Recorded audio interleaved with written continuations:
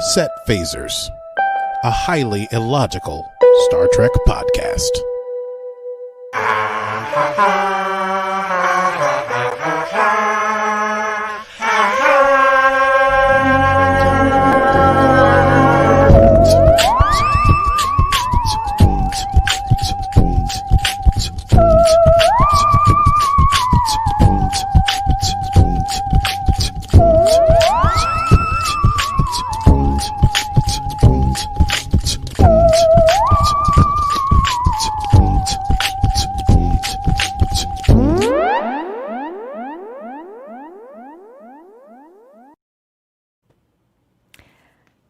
Hello, Aki. Oh, hello, Steph. Oh, hello. You almost looked like you weren't expecting me. You're just so casual. No, it's just another humdrum day here in the Mirror Universe. Where the Terrans are tearing themselves apart. See what I did there? And, you know, it's just so rough. I miss the Federation. Yeah. I miss home. I miss wearing bow ties and saluting and the Prime Directive. We're almost matching tonight. I know. Blues. I feel so casual. I feel so casual. Anyway. Never seen you so casual except during this mirror universe. Well, it's a real drain on me. Welcome to our podcast about Star Trek Discovery. Welcome. And we are near the end of season 1. This is the ramp up towards the season finale. Striking distance. And let's see. Well, today's stardate is stardate 10904.8. And we are still in the Mirror Universe. And things are getting, they're getting very, very, very complicated. And we will do our best to parse all these different elements out from each other and in towards each other as we make sense of these two penultimate episodes of Star Trek Discovery, I think. Unless there are any further questions.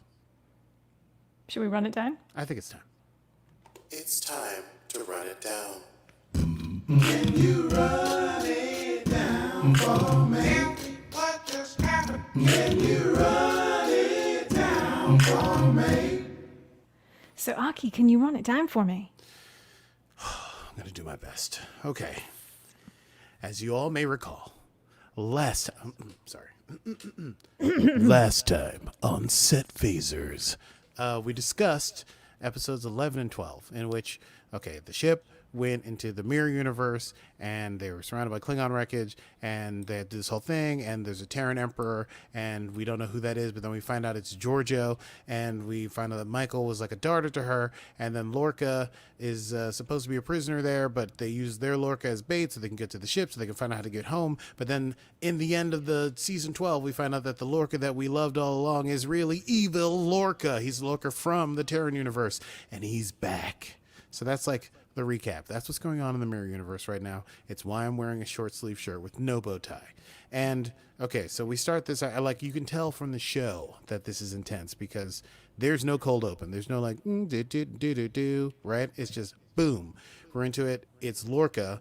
He's in like another chamber, of torture, and he's releasing people who are saluting him. So we see like his former compatriots in his attempt to stage a coup on Emperor Georgiou, and he's saying it's been 1 year and 212 days of torture, but now you are free and our time has come. And then he opens one particular agonizer chamber, and who should we see lying there but Commander Landry? Yes.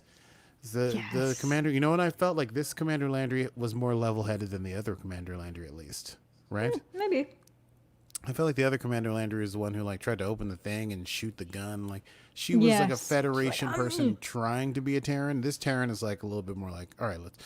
In fact, the first thing Landry says is, "We need to retreat. We need to regroup." And then Lorca says, "You think I traveled from a different universe to get here? You think I don't have a plan?" And so the first thing they do is they go to the lab, and it's like the version of Stamets' lab. This is for T-Stam, as I call him, Terran Stamets, and they go in there, and it's empty, and they're like, damn, he must have left in a hurry, and they think he's hiding, and then Lorca looks in the corner, and he sees something weird, and he reaches into an empty space, and he pulls out a cowering T-Stam, and he's like, you coward. And Stamets is like, what are you doing alive? We thought you died. And he explains that he was trying to do the coup that was failing, and then as he tried to flee on the Buran, he was shot with torpedoes, and as he was trying to transport her out of the ship to save himself, there was an ion storm which caused him to go to what I'm calling the Prime universe, just in terms of our perspective. And so he switched places with his other Lorca, and he went to the Prime universe, and then he spent the last year and 212 days essentially trying to get back and restage this coup. And so he needs time. It's a long time. It's a very It's a long time faking it. Driven man. Well, it was starting to come apart at the seams in these last few episodes, and I think that's sort of why he sort of upped his timetable. It seemed like he was going at a more steady pace, and maybe wanted to bring more of Discovery's crew over to his side. But once Admiral Cornwell, yeah, you're really struggling with that. I just want to call her Caldwell just every time. It's like, we are not going to get into it, but it's Caldwell. like, Caldwell, but it's not Caldwell. Don't confuse me. You've always said Cornwall. Cornwall too. Okay, Cornwall, let's not say Caldwell. the things that I'm going to call it by accident. Hold on, let's let this car drive past. You're all right. My noise reduction will filter that out. Okay, well, I was grooving to it, but fair enough. Okay, so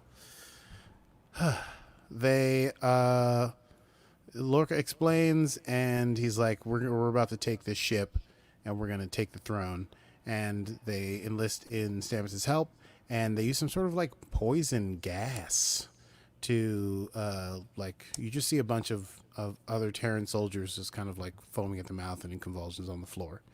In the meantime, in the throne room, Georgiou is with her people, and she's like, he's here, and they're getting reports of like people dying and attacks, and she's like, we just need to find out exactly where he is, and then we're going to take the fight to him.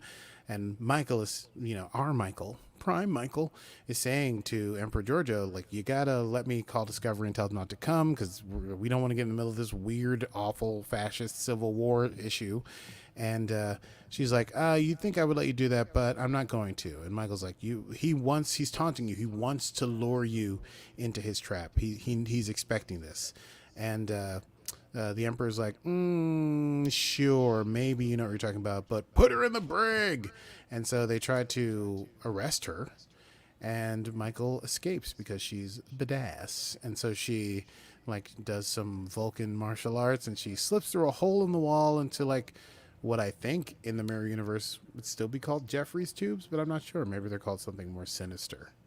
Who knows? I wrote Jeffries tubes.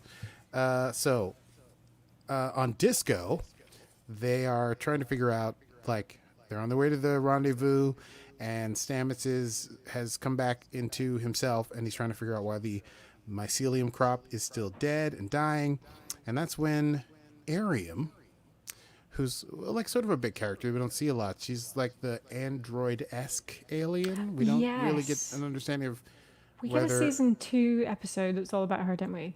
We get yes, and maybe there's a short track, or am I thinking of a season 2 thing? I think it's a season 2 thing. I feel like it was a longer episode. Listen, Maybe I'm getting alert. it wrong. Yeah, who knows? Sorry. It's all good. You're about to hit it. Spoiler alert. Spoiler alert. Because at this point, we don't even know if there'll be a season 2, because things are unraveling so ridiculously. It's insane. Anyway, Arium is, she's doing scans of and I looked this up. They're pronouncing the ship Karen, not Charon, and not Sharon, which I would say. But it's fine. Slightly better. Last It's still episode I someone said- you would know down the pub. Well, and also he ferries you across the river Styx, whatever you need to do. And also, as we discussed, Pluto's moon. So Arium has been doing scans on the Karen, and she finds out that weird sun thing that's at the bottom of that huge ship is actually some sort of reactor that's feeding off the mycelial network. They're drawing a huge amount of power out of this network that's sort of connected to all universes and all times and stuff. And that's sort of what is poisoning the mycelial network. and it's the work of T-Stam, his weird work here in the Terran Empire, that has led to this poisoning of the network. And I think this is when they'd discover that, yes, if that reactor and T-Stam's work is allowed to continue, it will destroy the entire mycelial network. Meaning, A, Discovery will be stranded there, B, the entire mycelial network will be destroyed, and C, the universe as we know it will be the universe, nay, the multiverse, the universe as we know them, will be altered irrevocably. Life, matter, the universe, everything. 42. So they have to figure out a way to destroy this thing. Not only do they have to get back home to the prime. God, I miss the prime universe. Not only do they have to get back home to the prime universe, they also have to destroy this thing in order to get back and in order to preserve life across the multiverses. The burden of the Discovery team is immense. Meanwhile, Lorca on the Karen is using the ship's-wide comm to taunt the Emperor. He's basically like, oh yeah, well, even my Michael knew that you couldn't hold on to power any longer, but I shouldn't be sharing pillow talk because we were totally doing it or whatever.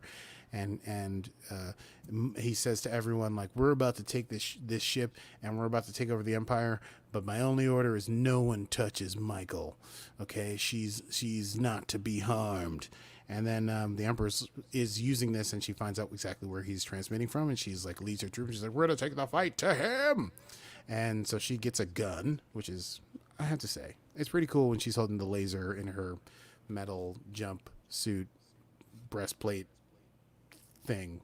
No? Yeah. No one else likes it? No, Right. Totally cool.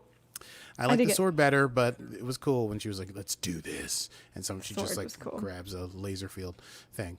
So she enters a room. There's a confrontation between the Emperor and Lorca. At first, no one's there. And then oh no, I forgot her name.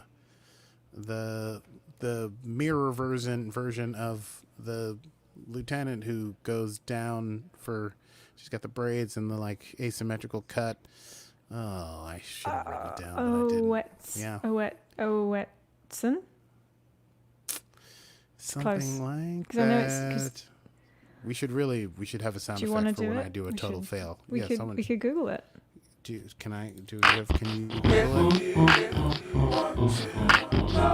can Google that. What are we Googling? Never has not knowing a thing been so funky.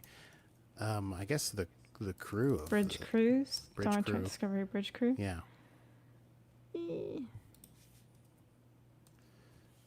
I'm just so terrified that I'm going to get it right before you read it, and all this will have been for naught.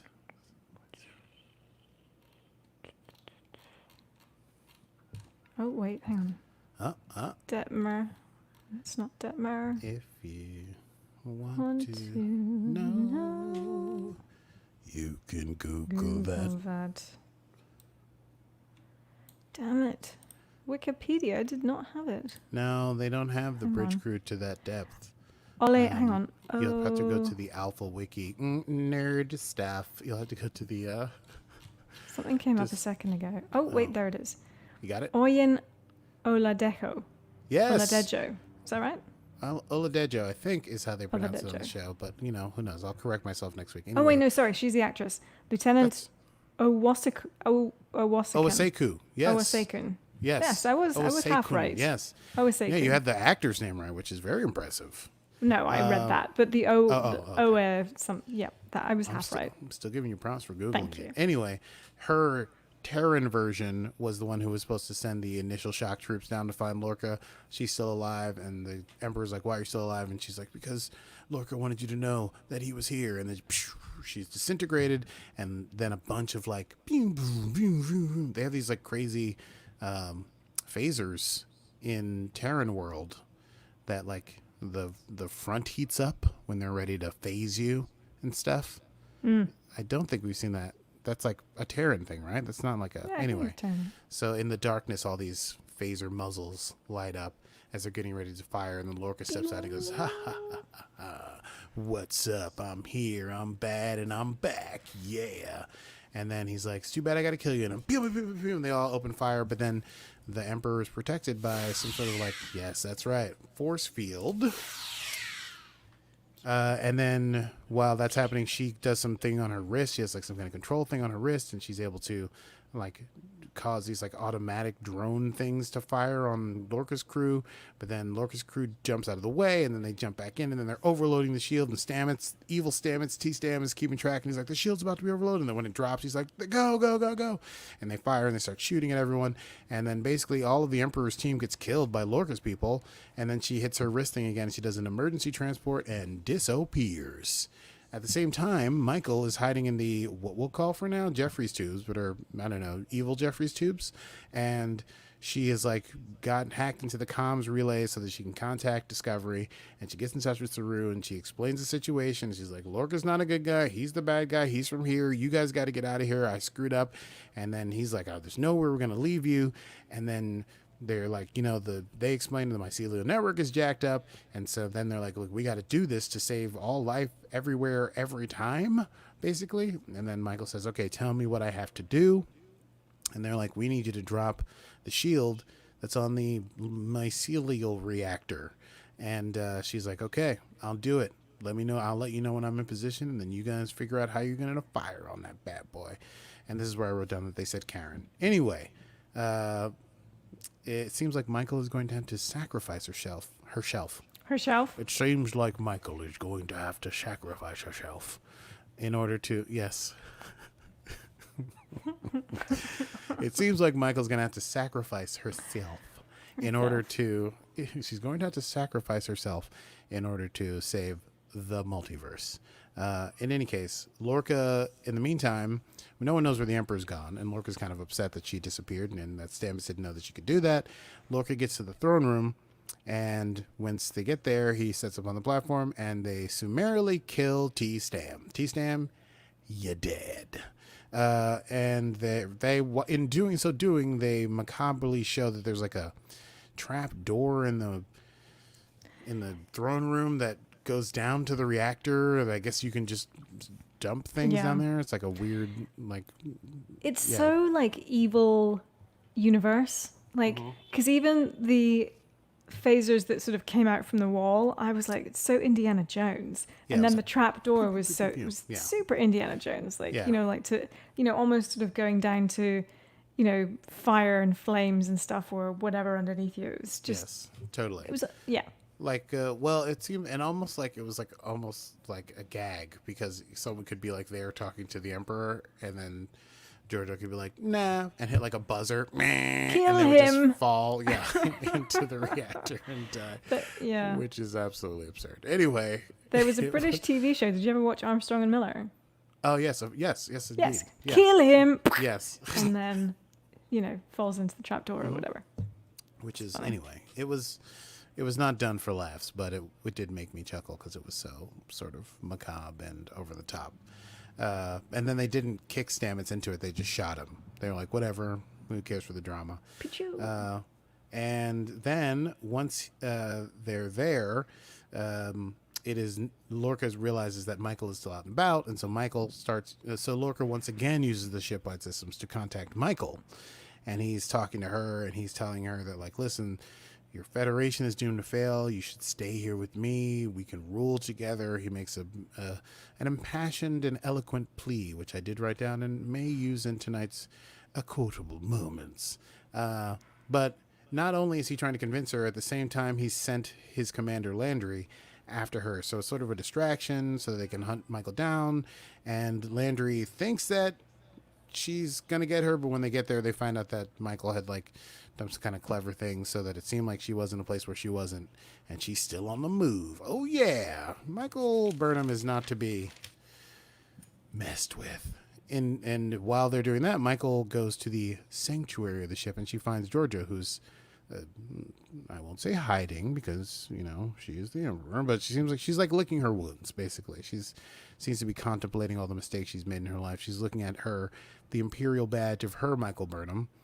And Michael comes in, and Georgiou's like, how did you know I'd be here? And she's like, this is your sanctuary, and I know you. And then they discuss whether or not they know each other. And then Michael's sort of trying to convince Georgiou to help get this discovery thing off. And Georgiou seems uninterested, but then when Michael mentions that it's going to involve, like, some risky business, something like a cool, crazy attempt, and like a big, what do you call it? One of those things like a blaze of glory. Georgiou's like, I'm interested. Tell me more. It seemed like a moment where Burnham says to Philippa, Yeah. you know, I've got to do this thing and I need you in on it. And it's like a building of trust moment between the two of them. Well, because Michael says, I have to get that containment field down. And Georgiou says, those controls are in the throne room. How are you going to do that? And Michael says, I'm going to give him exactly what he wants. And Georgiou's like, ooh, this sounds like fun. Meanwhile, on Disco, they're discovering that the photon torpedoes are not going to destroy this mycelial sun reactor thing. They are not strong enough. So they need to like modify the torpedoes with mycelial spores. And how much mycelial spores? You guessed it, all of them. So once they do this, they will definitely have absolutely, if they save the network, they won't have any spores enough to run the spore drive to get back home. So they will be saving the network, but then stranding themselves in the Terran Empire. It is a bitter moment, but it's what they have to do. And then Saru gives a rousing speech, pretty rousing speech. I was impressed with Saru's captaincy in that moment. He really stepped up to the plate. Another quotable moment. And he says, let's get to work, people. So they get to work doing that.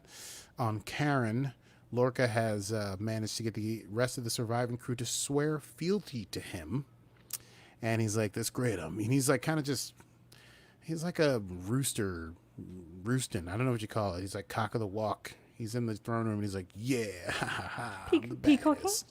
He's peacocking. Well, not quite peacocking. Yes, but he's like, I actually wrote later. Posturing. He is posturing. He's like, yeah, self-celebratory. When they can't find Michael earlier, he says like, oh, she'll come.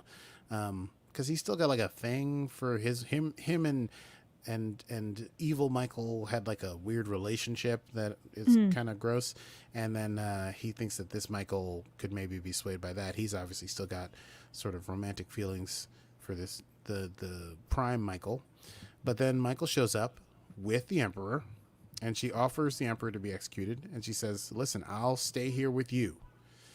I will allow you to use my mind, but not my body, if you let my crew go free. If you do not attack the crew of Discovery and let them go home," which Lorca agrees to. He is it's his weakness is he's obsessed with Michael Burnham, evil or not evil, and so he agrees to that, and then Tilly, meanwhile, on Disco, has this brilliant idea. She's like, listen, we have to use all the spores, but if we ride the mycelial shockwave, this is when it gets very jargony, very Star Trek jargon, star jargon. Stargan. If we ride the mycelial shockwave from the Stargan, from the thank you for that portmanteau, from the mycelial explosion, we can ride it, and then that will power the spore drive, and you just have to be ready, and when it gets to a crest, we can go. But then Stamets is like, yes, that could work, except the spore drive explosion will be so big, and our shields can't even face that. But if we go to warp, maybe the warp bubble will protect us from the mycelial shockwave, and if we use that, so we'll have to use the spore drive and the warp drive in conjunction, and then that will protect us. We need to establish warp and ride on the very crest of the shockwave, and then we can get home. But then she's like, but there'll be a million branching different versions of the mycelial network happening all at once. It'll be basically impossible. And he goes, yeah, it'll be impossible, but I'll do what I gotta do. So that was like a cool. I mean, I made it sound more dramatic than it was, but it was. Well, just when you two speed it nerds up, it's that talking. dramatic. Yeah. Well, listen, I like it when the nerds get nerdy, and so they set up that idea. Discovery gets a ping from the Karen. They say it's safe to drop out of warp. They get a message from Lorca. Lorca talks to Saru. He says, hey, I always respected you guys. He says, Michael's going to stay with me, but that's why you all get to live. Saru says, I want to see Michael for proof of that.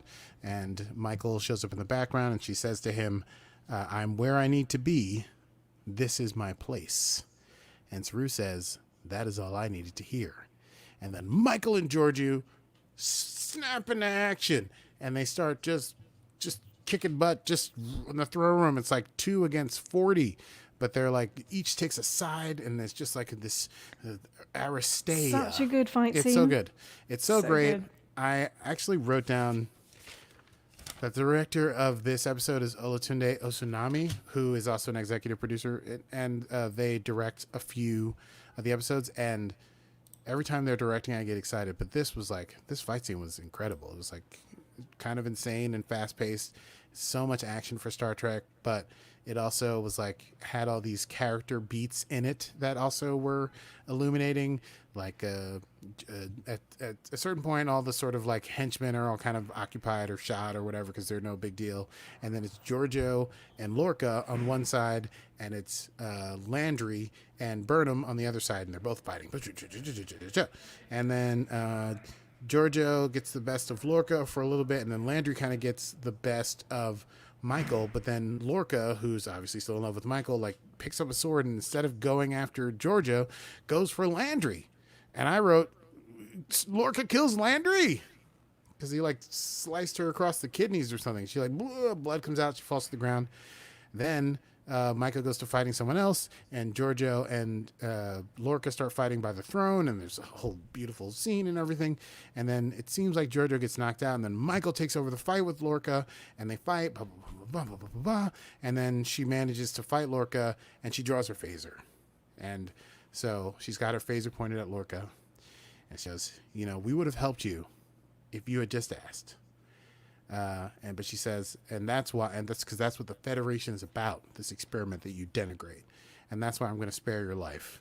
And the Emperor says, but I'm not going to. And then she stabs a sword into him from behind.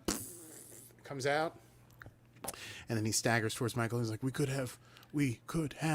And then he falls off the dais, down the stairs, and into the trapdoor, falling to his disintegrating death in the thing. It's weird because he doesn't like.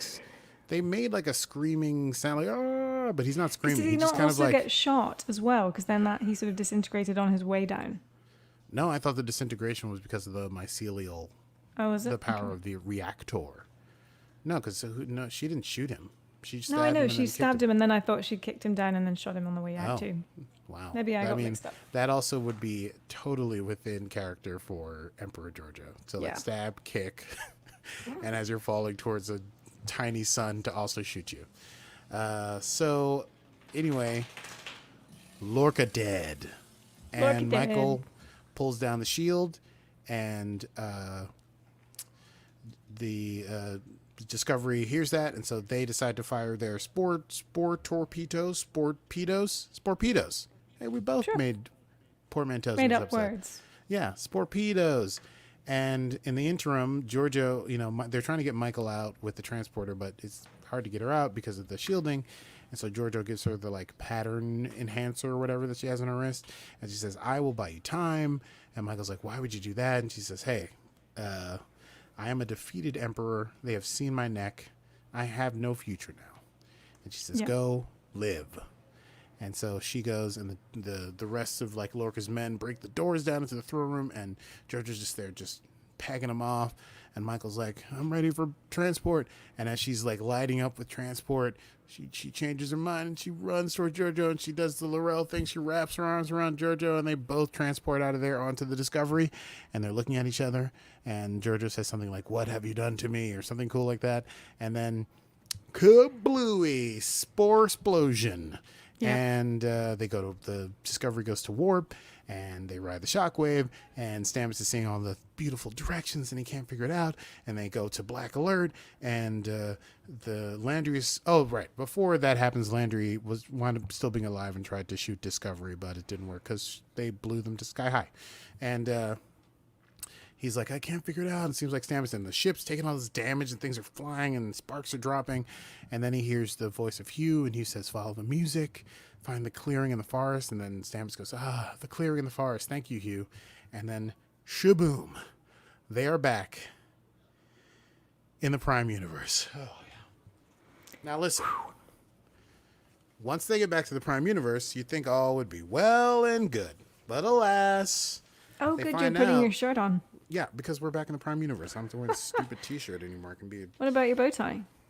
Oh, Steph, don't be ridiculous. I have my bow tie right here. Of course you do. Every shirt I have has a bow tie in the breast pocket. So they get back and they find out that yes, they're back in their the Prime Universe, but 9 months has passed. And as they try to contact Starfleet, they find out that Starfleet has essentially lost the war. The Klingons have won. They own basically all the territory. And dun, dun, dun. Oh, do you want a dun, dun, dun? Sure.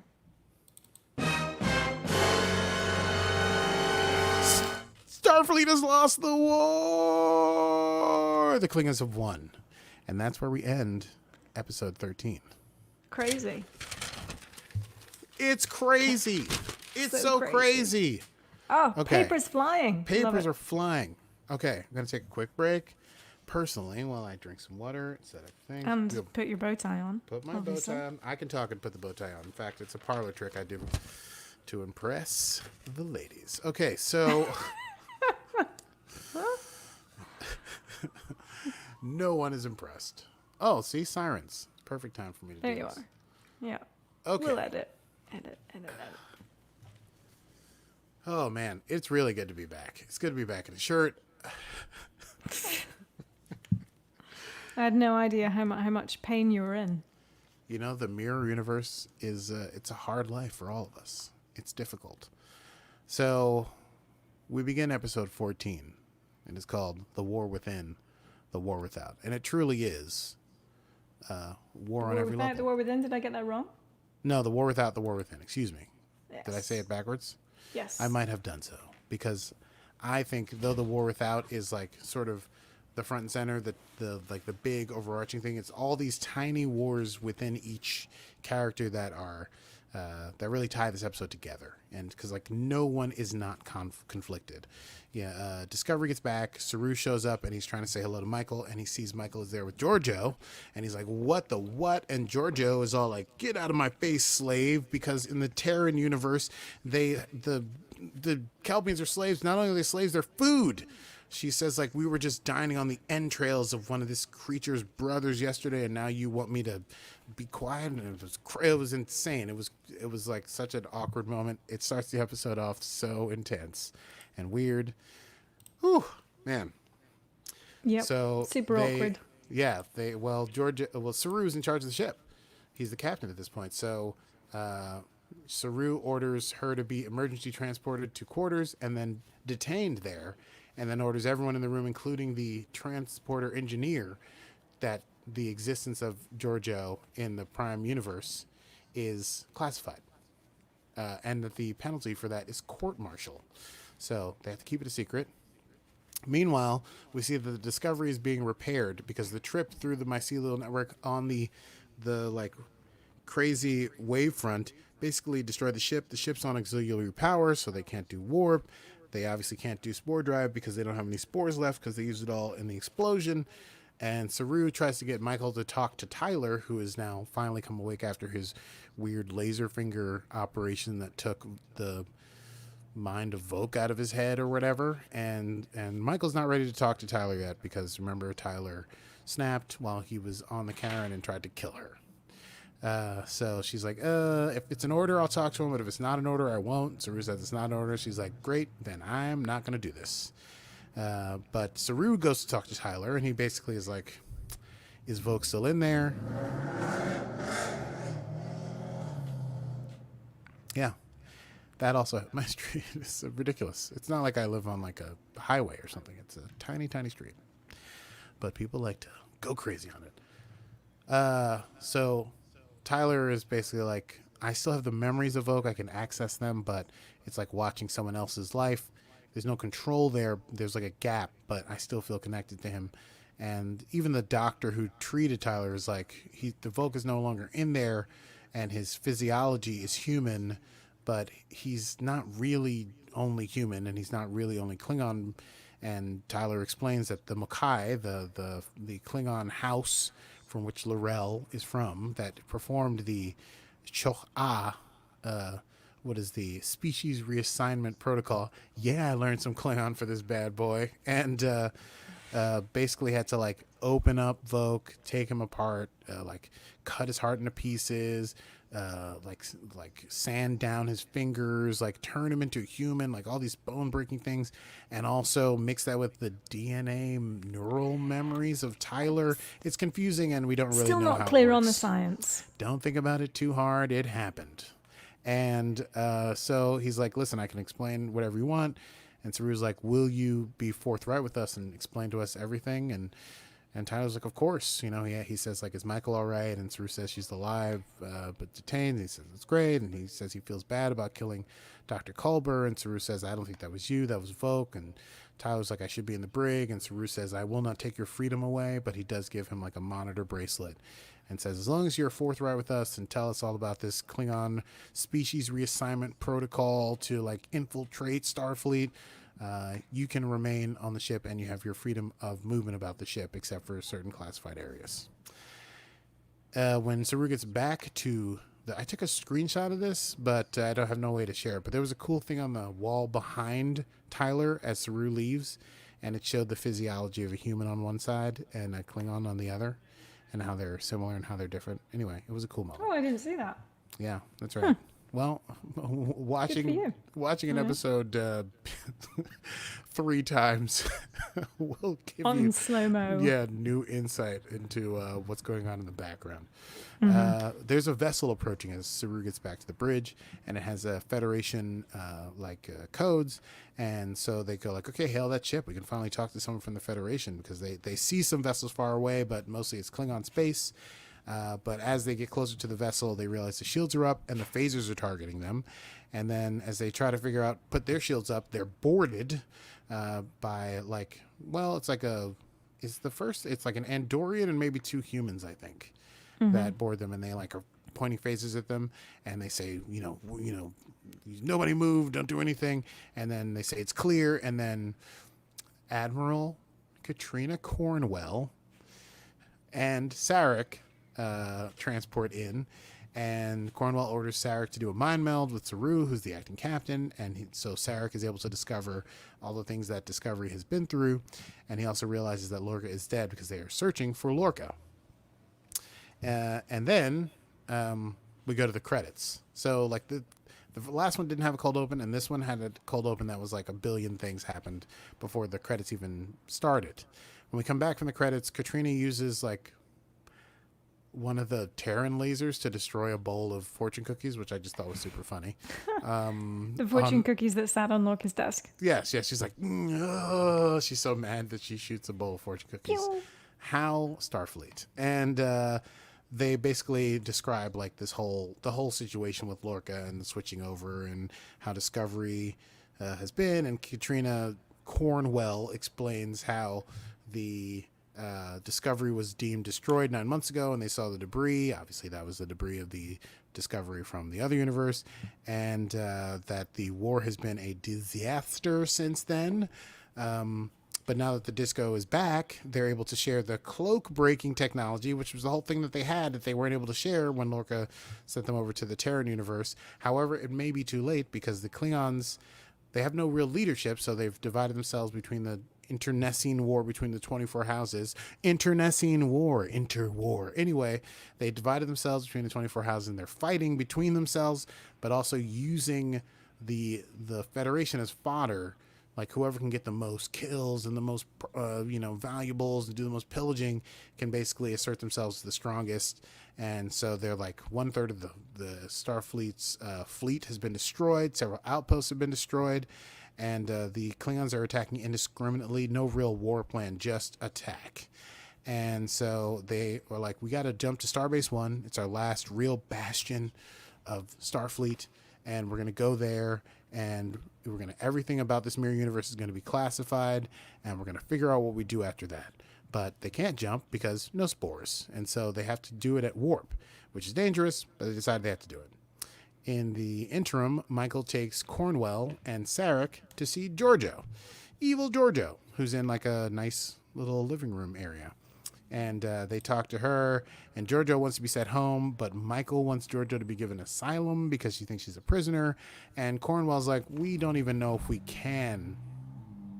Can you hear that? You're good. We don't even know if we can send you back to your universe. So you're going to be our guest. And be our guest, which is basically sort of prisoner, sort of guest. And Georgiou's like, am I a prisoner? And Cornwell's like, you're a guest, so make yourself comfortable. And they bounce. it's just in the hallway. Tyler is walking and kind of like, his hangdog look now that he's like sort of an outcast. And he runs into Stamets coming out of the elevator. Reminder, Tyler, once he was activated as Volk, killed Stamets' partner. He just snapped Hugh Culber's neck.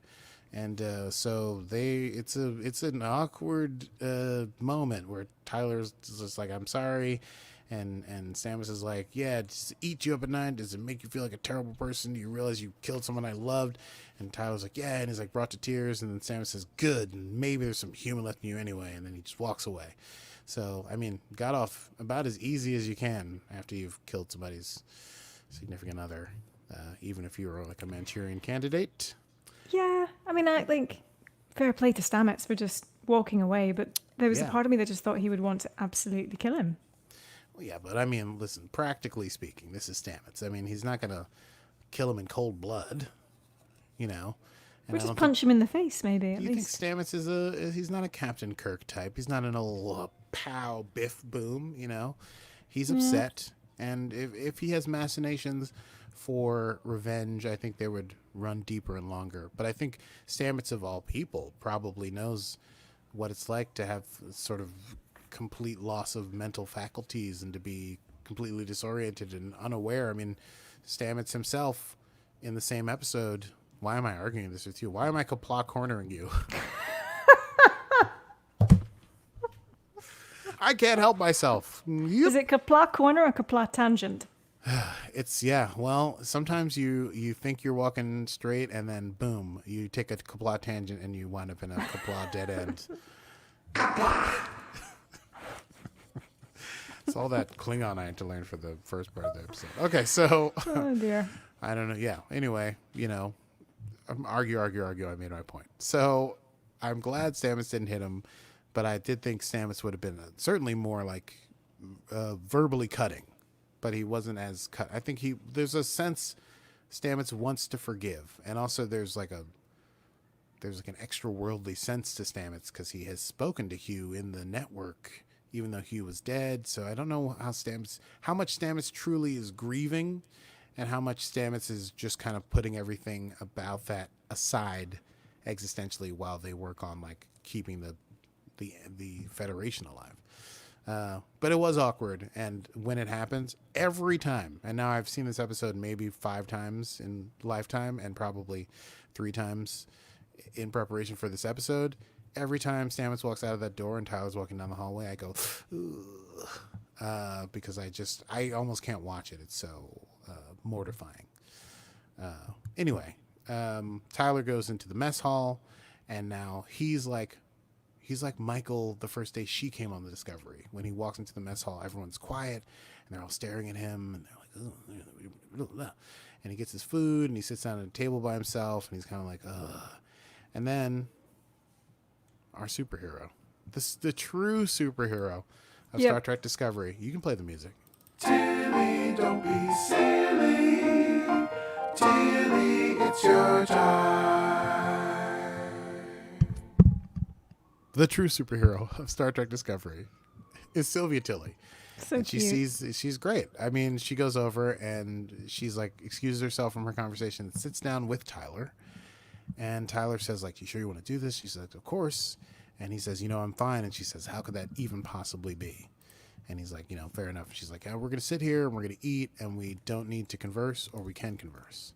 But Tilly sets an example. And then suddenly everyone wants to meet, wants to meet Tyler. So they all gather around and they're all asking him how he's been, so on and so forth. And that's what happens. When we get back to the bridge, Discovery jumps to where Starbase 1 should be. It's not in good shape. It is covered in... How did they jump, by the way? Because I thought when they were having their officers meeting... they didn't jump. They warped. They warped. So when they come out of warp, where Starbase 1 should be, it has a Klingon house insignia, and of course I didn't write down the specific house, so I am happy to stand corrected. When they come out, they scan for life signs. There are a bunch of Klingon life signs, but no human life signs. And Katrina Cornwell freaks out. she And freaks she's out. like, I mean, she's like, there were 80,000 souls on that ship, and they're all gone. Yep. And there were 3 ships, and she like just freezes. And it's Saru, where they're being scanned, and I think the phasers, weapons are being powered up. Saru orders like, we gotta get out of, go to warp as soon as possible, Captain. They go to warp. Detmer, Yeah, go to Detmer, warp. go to warp. Get us out of here. And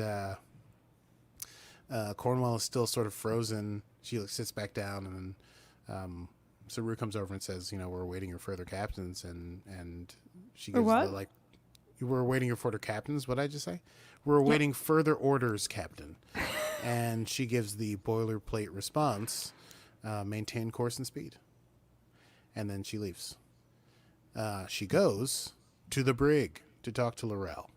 And Laurel and Cornwall, essentially, see what happens? Laurel and Cornwell have it out. You got it.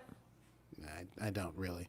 And Cornwell sort of like is trying to give her sort of an olive branch, or is maybe fed up. It's hard to tell, but essentially is like, your people have run amok. They are not unified. They're not,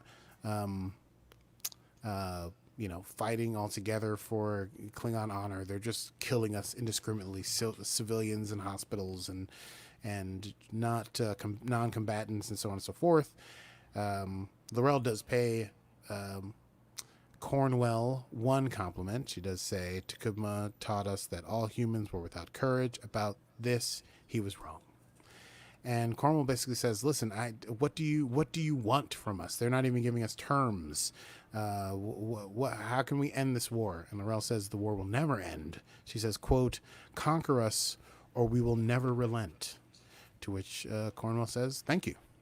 I guess at that point, it seems like she realizes it's a war. There's no Starfleet way out of it. There will be no discussion, no discussion of terms, no surrender.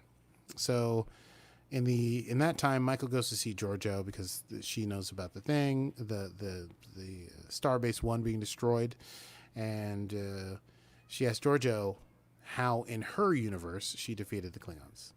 And Georgiou sort of gives her some skinny on the Klingon homeworld of Kronos. So Michael then relates that to the Cornwell and Sarek, and Cornwell then uses that information to set up a plan. Basically, they come up with this plan to use the spore drive to go to Kronos, but not to go to the atmosphere of Kronos where they would be destroyed instantly by the orbital.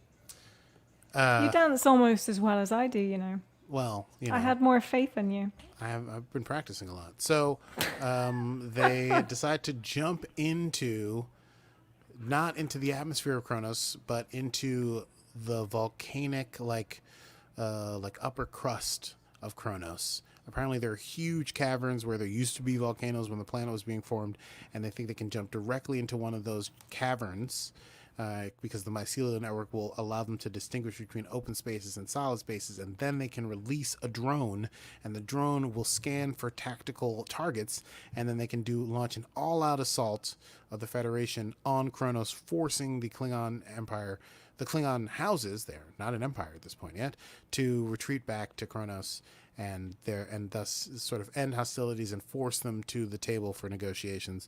And there's some discussion back and forth between the higher ups of the Starfleet, like, can we do this? Shouldn't we go protect Earth? And, Sarek at one point really points out that, if anything has been evidenced in this war so far, it's that the methods that Starfleet uses for war are not going to be effective against the Klingon Empire. And so they've got to do something different. And so that's why they decided to do this. And the question remains, how will they get more spores to run the spore drive? And Stamets cryptically says, set a course for the Veda system and get ready for a show. And essentially what he plans to do is he takes his first sample of spores, and they're going to break it apart, and they're going to use it. They're going to shove it into the earth of this dead planet and create a big spore farm. essentially. So he and Tilly work on building that. And as the ship is headed toward the Veda system and they're working on building that, Sarek and Sarek and Georgiou, Sarek and Georgiou have a discussion. And she basically says that she can assure the Federation will be victorious over the Klingons in return for a favor from the Federation. And what is that favor? It is simply freedom. In the next scene, we just see Sarek and Michael walking down the hall, and Sarek says, hey, I got to split. I got to do this stuff back on Vulcan or whatever. And, hey, listen, I heard about the thing with Tyler, and, you know, it's pretty rough, and it's kind of ironic because you hate Klingons so much, and your parents were killed by Klingons, but you then fell in love with them. And then he also says, there is also grace, for what greater source of peace exists than our ability to love our enemy. And then they have like a slightly awkward goodbye where Sarek like stiffly puts his arm on her shoulder. But he does say something very telling, and I felt maybe even portentous, dare I say it. He says, there is no telling what one may do, what one of us may do, when the heart is... Whoa, I just screwed the whole thing up. Well, it's hard to get this Klingon stuff right, this Vulcan stuff right. So Sarek says, there is no telling what one of us may do where the heart is concerned. And this is after he's been talking about Amanda, and he's sort of referring to Michael. Maybe he's talking about Michael's relationship with Tyler. Maybe he's talking about his relationship with Michael. Maybe he's talking about various other love affairs in the war. But now remember, this is crazy. These things that have happened, these wars within are like, you've got Michael and Tyler. You've got L'Rell and Vogue / Tyler. You got Cornwell and Lorca. Her Lorca is gone, but part of her dismay is that her Lorca, who's like a friend and lover, is dead, and she was betrayed by this other one.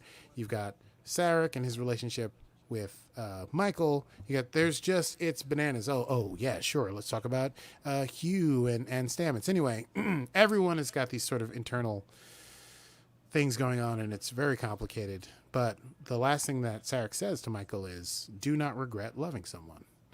And then he departs. Yeah, that's right. I love that line. That would have been my quotable moment. Quotable moments. I thought he might have followed up with, you would regret not loving them or something like that. But I think it was enough. It was perfectly what Vulcan. he said. Yeah. Do not regret loving someone, Michael. And then just leaves.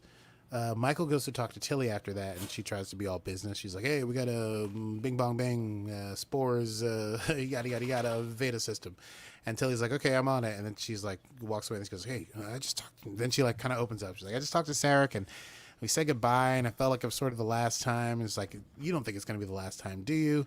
And Tilly's like, you know, when I joined Starfleet, I didn't think it would be like this. And Michael says, I kind of did. And Tilly says, like, you know, what I've realized from being in the Terran system is that what we do is when we do good things, we do them in spite of how hard it is to do good things. And that is how we rise above our lesser demons. And she tells Michael, you need to go talk to Tyler. He needs you. And she says, I don't know if I could talk to him. And she says, like, well, if you're feeling like there are final goodbyes afoot, maybe you need to go, even if the last thing you say is goodbye, you need to go say it. And that's, again, Tilly just killing the game. What did you, EQ? She's got the big EQ. Top level EQ. She's going to be... For someone who is incredibly socially awkward, she does have that really good EQ. She's socially awkward. I think she's plumbed the depths of awkwardness, and therefore nothing gets past her in terms of like when an awkward thing is happening. She's just very keyed into it somehow. I think she's super good with telling other people how to interact with each other. But when it comes to her own interactions, she's ridiculously dorky, nerdy, cute. You know, all of that. Yeah. But she's like, spot on with other people. She's like 17 or something, right? She's not that young, I don't think, but she's very young. How old is she meant to be? I know that in the first episode we know she fast-tracked through Starfleet, and she's there as like a sort of cadet, but she was so brilliant. That's why she's working with Stamets on engineering stuff. But you can sure Google it to find out. Oh, yeah. Too late. In the meantime, while that's being Googled, Discovery gets to the Veda system, and they eject the mycelia torpedo, like spore seed rockets into the Earth of the Moon, and the root structures start to form, and then they blast those root structures with EM darts, which I assume are electromagnetic pulses, and that causes the spores to grow and grow and grow and grow, sporing at 4%, and then 8%, then 12%, then 19%, then 22%, then 27%, then 32%, and that's where I stopped being able to hear what the computer was saying. But essentially, a bunch of spores are being made. So we got spores, and maybe we can go through with this crazy plan to go into the bottom of a dormant volcano and attack Kronos that way. Michael goes to see Tyler. They have another very hard conversation. This one, I almost can't watch at this, but I did. And, you know, she sort of like asks him, like, is Tyler a real person? Did he really love me? Or was that all just sort of like a weird construct?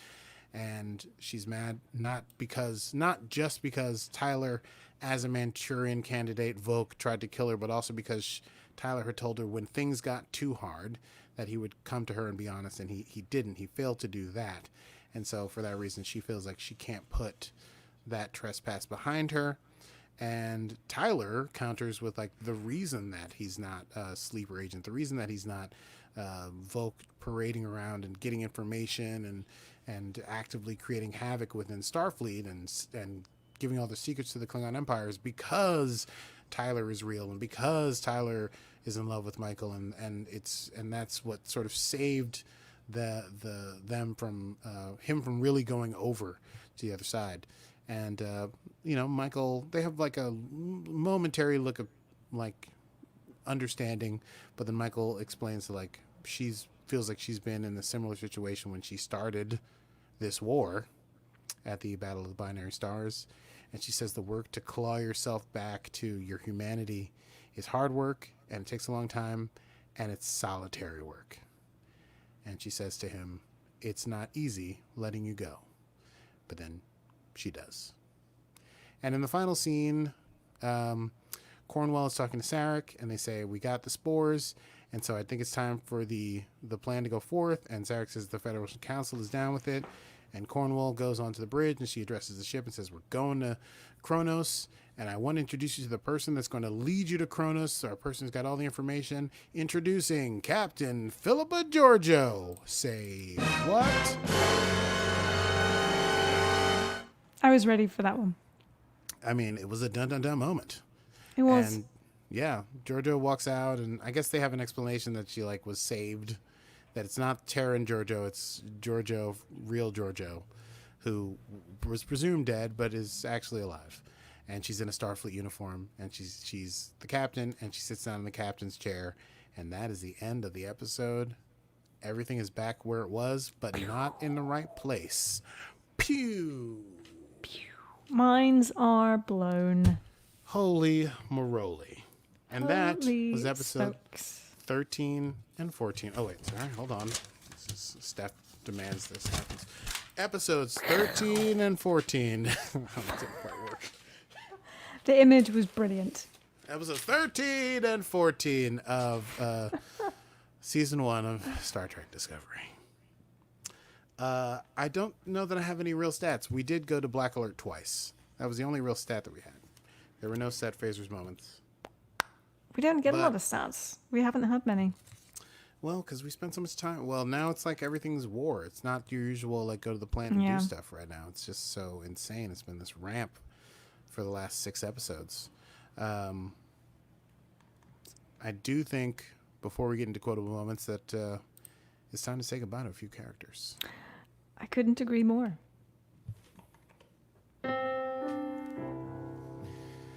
First and foremost, Captain Lorca. Captain Gabriel Lorca, supposedly of Texas. You loved eating Kelpians. You loved fortune cookies. And also, you loved Michael Burnham. You were an evil, evil man. and completely self-absorbed, and in many ways a complete psychopath. But you're dead. It was a good ride. And you had faith of the heart.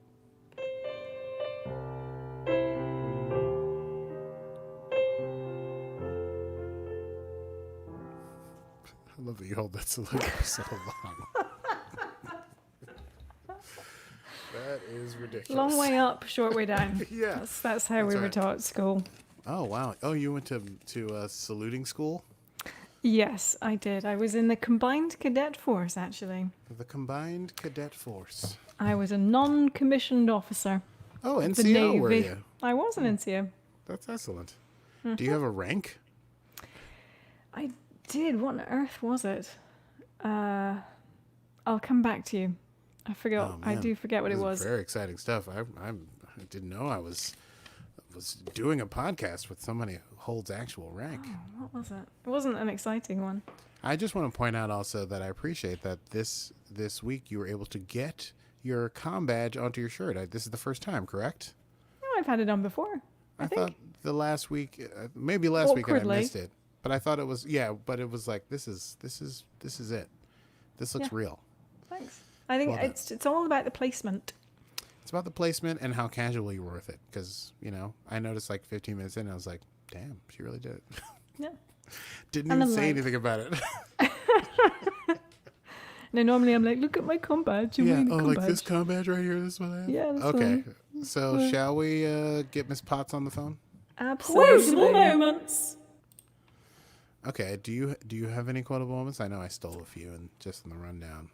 I think my favorite was the Sarek quote, and it was what was it? I wish I could help you, but I've Love literally your thrown my enemy. papers onto the ground. Something about that. What greater something of peace is there that we love our enemy? Blah, blah, blah. It is correct. What greater peace exists than our ability to love our enemy? What greater... Remember how I screwed it up when I tried to say it? So, I have a few quotes. One, I think, is killer, because it compensates the whole thing. But I thought it would be nice to quote Saru, because he had such a great moment. In episode 13, when he inspires the crew, he says, "It is well known that my species has the ability to sense the coming of death.